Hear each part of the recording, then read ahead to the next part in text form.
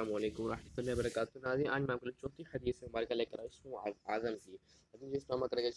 فائدہ لانے شروع کرتے ہیں۔ بسم اللہ الرحمن الرحیم۔ پہلے میرے ویڈیو کو سبسکرائب کریں، ویڈیو بات کریں آل جو میں چینل پر نیا آیا ایسا عذاب بریدہ رضی اللہ تعالیٰ سے روایت ہے کہ رسول اکرم صلی اللہ علیہ وسلم کے ایک شخص کو ان الفاظ کو کرتے ہوئے سنا تو آپ صلی اللہ علیہ وسلم نے فرمایا اس بندے کی اللہ تعالیٰ کا اسم اعظم میں اختیار کر کے دعا ہے، یہ اسم اعظم ایسا ہے کہ اس کے ذریعے جو دعا مانگی جاتی ہے اللہ قبول فرماتا ہے۔ اسم اعظم یہ ہے اللهم إني أسألك بأنك أنت الله لا إله إلا أنت الأحد الصمد الذي لم يلد ولم يولد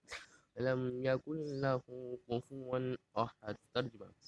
اے اللہ میں تجھ سے اس لیے التجا کرتا ہوں، بے شک وہ تو اللہ ہے، تیرے سوا کوئی معبود نہیں، تو اکیلا ہے، تو بے نیاز ہے، نہ تو کسی کو جننا ہے نہ تو کسی کو جنائے گا،